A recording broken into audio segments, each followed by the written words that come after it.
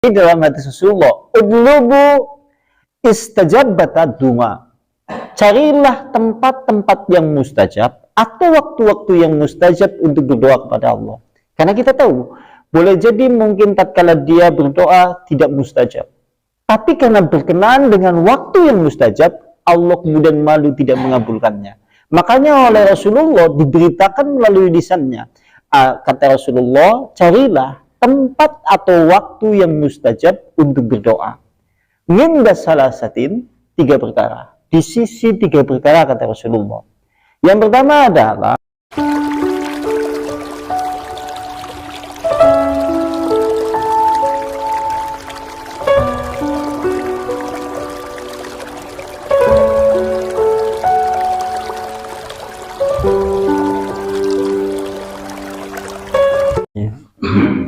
Assalamualaikum warahmatullahi wabarakatuh. Alhamdulillah, innalhamdalillah nahmaduhu wa nasta'inuhu wa nastaghfir wa na'udzu billahi min syururi anfusina wa min sayyiati a'malina may yahdihillahu fala mudhillalah wa may yudlilhu fala hadiyalah.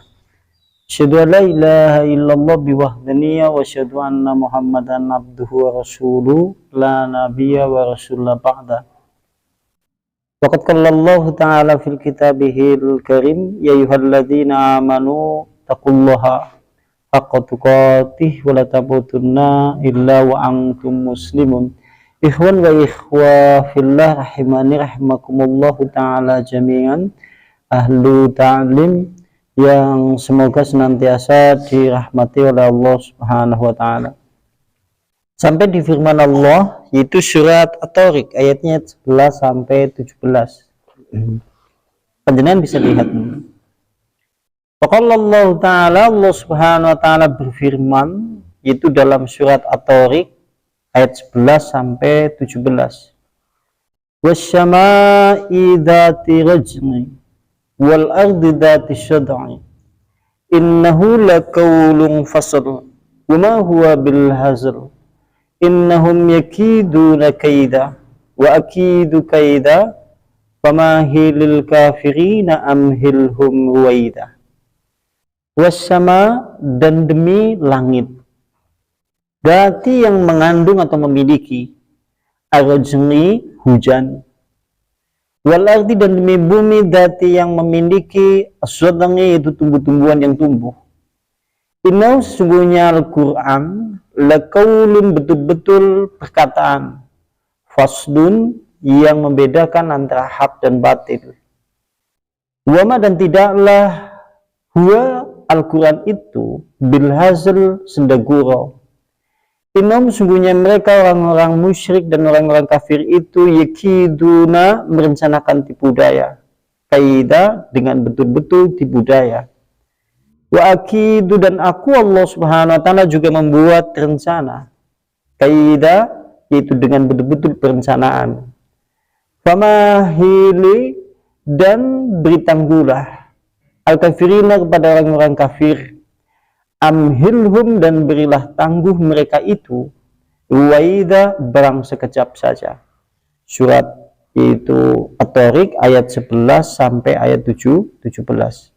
Kalau seandainya kita artikan sesuai dengan terjemahan dalam bahasa Indonesia, demi langit yang memiliki atau mengandung hujan, dan demi bumi yang memiliki tumbuh-tumbuhan, sesungguhnya Al-Quran itu betul-betul firman Allah yang bisa membedakan antara hak dan batil. Dan tidaklah Al-Quran itu yaitu senda gurau. Sesungguhnya mereka orang-orang kafir dan orang-orang musyrik itu merencanakan tipu daya dengan betul-betul tipu daya. Dan aku Allah Subhanahu wa taala membuat rencana dengan perencanaan yang betul-betul. Maka beri tangguhlah mereka orang-orang kafir, dan beri tangguhlah mereka itu barang sekejap saja. Surat At-Tariq ayat 11 sampai ayat 17.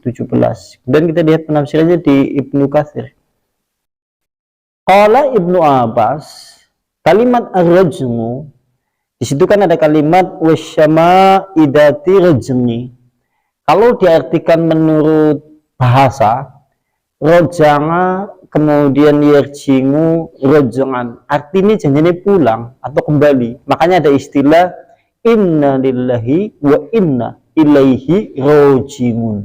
Nah, kalimatnya kan diambil dari kalimat rojiun.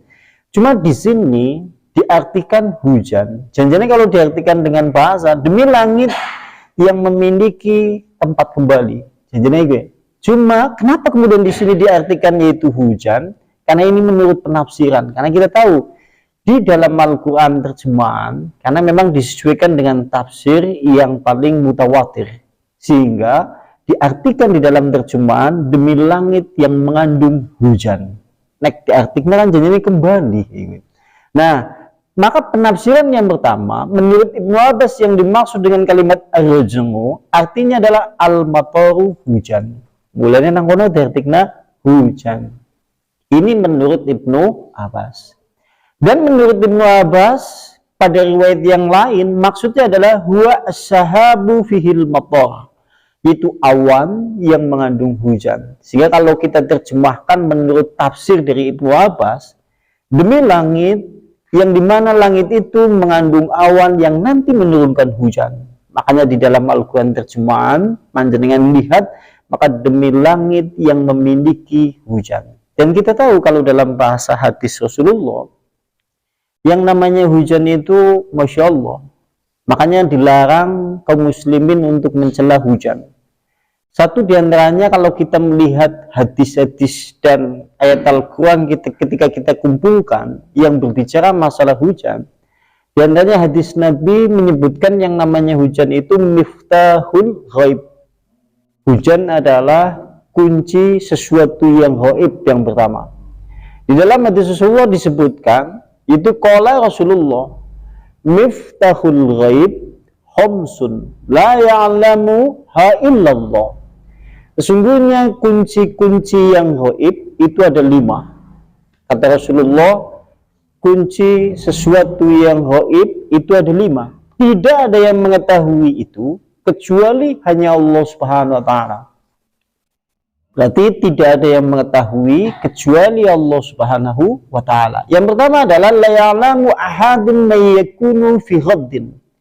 Tidak ada seorang pun, siapa saja orangnya, tidak ada yang mengetahui apa yang nanti akan terjadi atau apa yang nanti akan dilakukan di hari besok.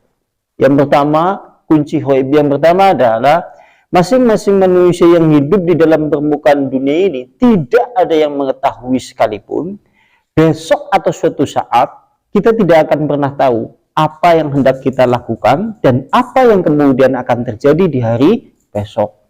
Makanya kalau suatu saat panjenengan kemudian ada orang yang berusaha menduga-duga sesuatu yang belum terjadi, istilah bahasa kita ya paranormal lah, maka itu hukumnya haram. Karena itu permasalahannya adalah miftahul ghaibi, yaitu kunci ghaib yang hanya dimiliki oleh Allah Subhanahu wa Ta'ala. Sementara ini kan kadang-kadang kita disuguhi dengan beberapa prediksi dari paranormal yang notabene mereka memprediksi segala sesuatu yang belum terjadi. Yang paling populer yang biasanya Mama Lorena tanggal 12 bulan 12 kan ya, nyatanya dia sendiri yang kiamat akhirnya. Gini ya. Iya, 99 itu namanya sesuatu yang belum terjadi, maka tidak ada yang mengetahui. Sampai aja gugu.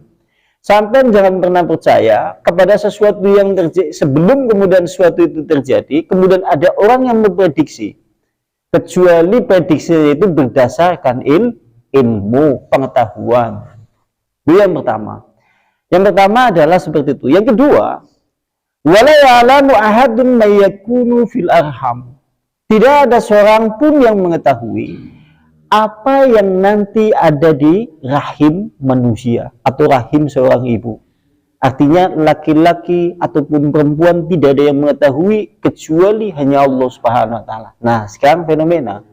Lantas kalau suatu saat ada seorang yang hamil dibawa ke rumah sakit, kemudian di USG, lantas kemudian nampak kemudian nampak bayi perempuan, nampak pula kemudian tanda bayi-bayi, kemudian laki-laki. Yang seperti itu apakah boleh? Boleh. Karena itu berdasarkan ilmu pengetahuan. Sekalipun tidak 100% benar. Karena 100% benar itu adalah milik Allah Subhanahu wa ta'ala. Sekalipun pengetahuan itu bisa dibuktikan. Kalau yang seperti itu tapi nek ana wong tanpa kemudian berdasarkan ilmu pengetahuan dalam dunia seperti itu, ngemek bojone sampean sing lagi meteng, kayaknya bayine lalang. Wah, yang seperti ini lah termasuk hadis ini, tidak ada yang mengetahui. Lucu-lucu kan kayak dile botong kayaknya bayine lanang. Dilus-lus. Iya kan? Yang seperti ini berarti termasuk kategori dukun. Gitu. Tapi kalau berdasarkan dunia medis ini boleh. Bukan seperti itu. Dan yang ketiga adalah wala ta'lamun nafsun ma taksibu khotan. Tidak ada orang yang mengetahui, seorang pun juga, masing-masing jiwa manusia tidak ada yang mengetahui apa yang besok kemudian oleh jiwa itu lakukan. Kita kan tidak akan tahu besok harap ngapa bae, orang ngerti. Ya. Kemudian anak dukun sing berusaha memprediksi sampai aja melaku ngetan mulun bunyi kan. Dan cerene apes dan sial dan yang lain yang seperti ini jelas termasuk dilarang di dalam Islam. Itu yang maksudnya. Dan berikutnya yang keempat adalah wa madadri nafsun bi ayyi ardi tamut. Yang keempat adalah tidak ada seorang pun yang mengetahui di bumi mana dia akan meninggal. Tidak ada seorang pun yang akan mengetahui di bumi mana dia akan meninggal. Masing-masing kita nanti akan meninggal di tempat yang sudah ditentukan oleh Allah. Antum kalau memang kemudian nanti meninggalnya di Mekah, nanti panjenengan dituntun pula menuju Mekah, meninggal lang kana. Antum kalau memang suatu saat kemudian meninggal nang Prancis mungkin, iya mana? Iya, seperti itu. Dan yang lain-lain, karena memang tidak ada satu pun yang mengetahui, belum tentu. Belum tentu antum yang hidup di Perumnas kemudian meninggal di tanah Perumnas. Gue. Dan berikutnya yang berhubungan dengan hadis ini atau yang berhubungan dengan permasalahan tafsir ini yaitu wala ya'lamu ahadun, tidak ada yang mengetahui seorang pun yang ada di dunia ini mata yaji'u al-matar, kapan pula nanti akan terjadi hujan. Orang nasi ngerti kemudian terjadi hujan. Sekian fenomena. Kalau suatu saat kemudian berdasarkan yaitu pengetahuan, makanya kemudian ada perakiraan cuaca. Ya, desa Pekuncen, Perumnas, berawan, Semanding, hujan. Apakah itu dibolehkan? Boleh, karena itu berdasarkan ilmu pengetahuan. Sekalipun dalam ilmu tauhid tidak boleh kemudian kita percayai 100%. Karena yang 100% itu hanya Allah Subhanahu wa taala. Tapi boleh. Sing raudi, sing pawang, gawa wadah sing kuning diduduk-duduk. Ya kan, pada kasus yang kemarin maga ya. Iya. Dia udah boleh. Sing nganggo kayak apa? Dukun pakai sejenis kuningan kemudian dipukul-pukul jarene nggo manggil hujan. Yang seperti ini maka tidak diperbolehkan dalam Islam. Karena hujan termasuk sesuatu kunci-kunci gaib. Kemudian yang kedua, kalau disebutkan di kitab yang lain, hujan itu adalah waktu yang mustajab untuk berdoa. Sampai nek ana hujan, kejadiannya waktu yang mustajab untuk berdoa kepada Allah. Panjenengan kalau terjadi hujan aja, aduh malah hujan. Doa sampean malah dua hujan. Nongah tuh. Disediani waktu yang mustajab malah ngomong ya Allah. Caranya malaikat sing tukang nyatet tua lagi wong ngediplakna. Iya ya. Kalau disebutkan di dalam hadis Rasulullah, ini dalam hadis Rasulullah, udlubu istajabat dunga. Carilah tempat-tempat yang mustajab atau waktu-waktu yang mustajab untuk berdoa kepada Allah. Karena kita tahu, boleh jadi mungkin tatkala dia berdoa tidak mustajab. Tapi karena berkenaan dengan waktu yang mustajab, Allah kemudian malu tidak mengabulkannya. Makanya oleh Rasulullah diberitakan melalui lisannya. Kata Rasulullah, carilah tempat atau waktu yang mustajab untuk berdoa. Minda salasatin, 3 perkara. Di sisi 3 perkara kata Rasulullah. Yang pertama adalah minda iltiqa'i juyus. Yang pertama ketika 2 pasukan perang berhadapan-hadapan. Oke angel. Sampai rawani sih. Wis didisit sedurung donga. Sampai suatu saat kemudian berhadapan-hadapan dengan pasukan kafir Quraisy misal, atau orang kafir yang sejenis seperti itu memerangi kaum muslimin. Dengan berhadapan-hadapan, maka pada saat itu doanya dikabulkan oleh Allah Subhanahu wa taala. Contohnya siapa? Sahabat Rasulullah. Ning sampai orang bakal main-main dongane sahabat Rasulullah. Sahabat Rasulullah ada yang berdoa, ya Allah Subhanahu wa taala, nanti tatkala kemudian aku menuju peperangan, tatkala kemudian aku berjumpa dengan salah seorang yaitu musuh, berilah aku musuh yang dimana dia pandai memainkan pedang.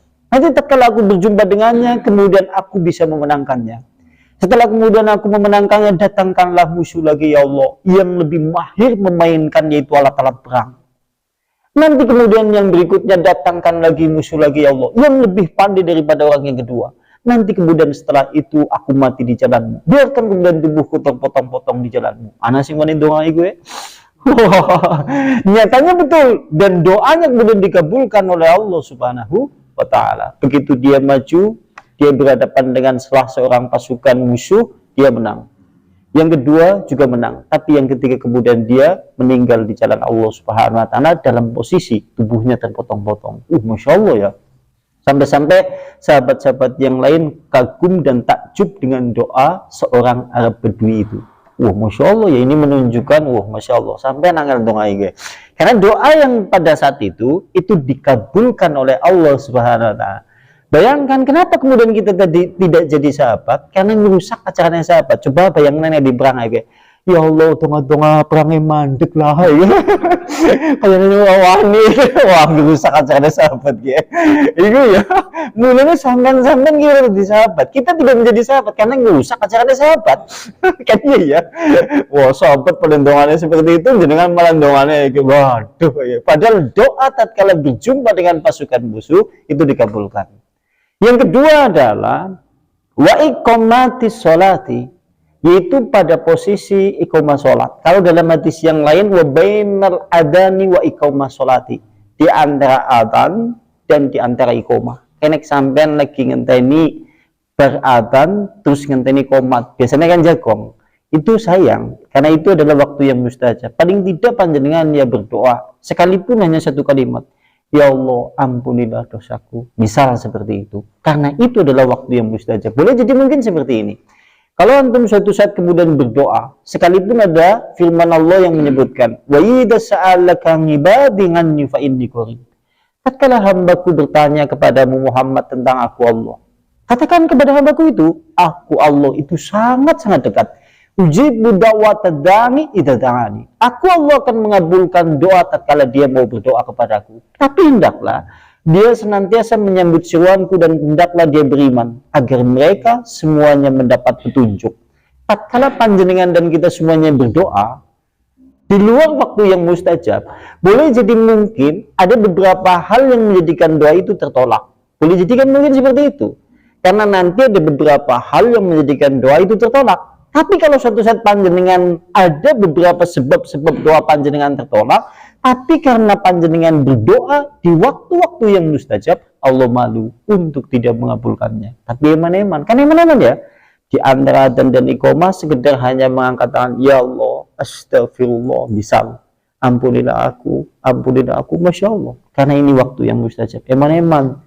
Daripada ngobrol mengrasani imamnya suwe banget mengrasani imamnya waktu yang mustajab malaikatnya sing tugasnya gede-gede wong orang cerendonga malah ngrasani imamnya suwe banget. ya waduh seperti yang ketiga adalah wanuzulul ghaizi, tatkala turunnya hujan, sampean tatkala kemudian turunnya hujan. Cuma ada doa yang spesifik yang dibaca oleh Rasulullah. Tatkala turun hujan, Rasulullah membaca doa berdasarkan riwayat Aisyah, Allahumma sayyiban nafi'an. Ya Allah, berilah aku hujan yang bermanfaat. Kalau dalam riwayat yang lain, Allahumma aghisna. Ya Allah, tolonglah kami. Lantas panjenengan kemudian berkata, apakah boleh kemudian kita berdoa lain selain di doa yang dibacakan oleh Rasulullah? Tapi panjenengan sunnahnya harus membaca itu dulu. Allahumma sayyiban nafi'an, Allahumma sayyiban nafi'an. Setelah itu panjenengan silakan berdoa meminta apa saja. Karena posisi tatkala turun hujan itu adalah waktu yang mustajab untuk berdoa kepada Allah. Masya Allah ya. Mung sekedar hanya dengan lihat dari jendela, hujan kemudian turun dari langit, petir menyambar-nyambar, panjenengan kemudian berdoa, ya Allah, Allahumma sayyiban nafi'an, Allahumma firli. Masya Allah. Malah derek jeketet turun dari selimut ya. Itu seperti itu. Nah, kembali ke sini. Lantas berikutnya, wasyama'i dzati rajmi, menurut riwayat yang lain. Ini menurut riwayat yang lain. Menurut riwayat yang lain, kalimat yaitu wasyama'i dzati rajmi maksudnya adalah tumtiru summa tumtir. Yaitu Allah Subhanahu wa taala menurunkan hujan, kemudian menurunkan hujan. Masya Allah. Karena kita tahu yang namanya hujan ini adalah termasuk rahmat Allah Subhanahu wa ta'ala. Sebagaimana nanti kalau panjenengan lihat, yaitu di surat Asy-Syura ayatnya 28. Di sana Allah Subhanahu wa ta'ala berfirman, "Huwallazi yunzilu al-ghaitsa ba'da ma qannatu wa yanshuru rahmatahu wa huwal waliyul hamid." Dialah Allah Subhanahu wa taala yang menurunkan hujan dari sesudah mereka itu berputus asa. Lantas kemudian Allah menyebarluaskan rahmatnya, dan dialah Allah yang maha pelindung lagi maha terpuji. Makanya kemudian menurut penafsiran Al-Qurtubi, Ibnu Katsir, ayat tersebut hujan itu adalah bagian dari rahmat Allah Subhanahu wa taala. Makanya hukumnya tidak boleh kita mencela hujan. Ora ulih mulane kemudian udan dicela, malah udan ya. Itu tidak diperbolehkan dalam hukum tauhid. Yang berikutnya, kemudian waqala Qatadah, menurut Qatadah, tarjinu rizqal nibat kulli ngamin. Maksud dari kalimat yaitu wasyama'i dzati rajmin menurut Qatadah adalah mengembalikan rezeki hamba untuk tiap-tiap tahun. Kalimatnya seperti itu. Kalimat menurut Qatadah, kalimat wasyama'i dzati rajmi, demi langit yang mengandung hujan. Maksud menurut Qatadah adalah mengembalikan rezeki hamba-hamba Allah yang hidup di dalam permukaan bumi untuk bilangan tiap-tiap tahun. Kita tahu yang namanya hujan padi menjadi tumbuh-tumbuhan yang berbuah nampak pula kemudian setelah disiram air hujan. Rumput-rumput yang tadinya mengering kemudian menghijau. Antum tatkala kemudian mengambil rumput itu bisa dijadikan makanan ternak. Bayangkan kalau suatu saat kemudian Allah menahan air hujannya. Bumi ini kering kerontang, tidak ada tumbuh-tumbuhan yang hidup. Sungai-sungai kemudian tidak ada airnya. Bahkan kemudian sungai atau bahkan yaitu lautan sekalipun, kalau suatu saat Allah menahan hujannya akan berpengaruh pada kehidupan alam semesta. Makanya ini termasuk bagian dari rahmat Allah Subhanahu wa taala. Ya, sekalipun kadang-kadang terjadi di beberapa daerah dengan cuaca yang ekstrim, kadang-kadang kemudian banjir dan yang lain-lain. Tapi hikmahnya adalah diantaranya dibalik itu semuanya Allah kemudian sebetulnya mengirimkan rahmat bagi kehidupan manusia. Dan nanti kalau panjenengan lihat di dalam pembahasan kitab fitnah akhir zaman itu tanda akan keluarnya Dajjal itu ditandai bumi yang kita pijak itu ditahan air hujannya oleh Allah.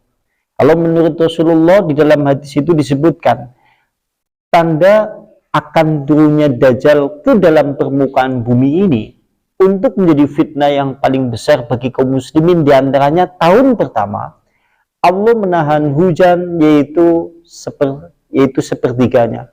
Jadi sim pertama Allah menahan sepertiga. Kalau satu kali kemudian 12 bulan, sepertiga dari 12 bulan berarti 4 bulan.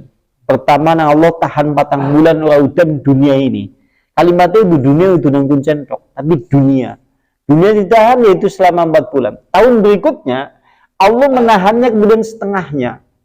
Tahun berikutnya Allah menahan setengah tahun laudan. Tahun berikutnya 1 tahun penuh tidak hujan.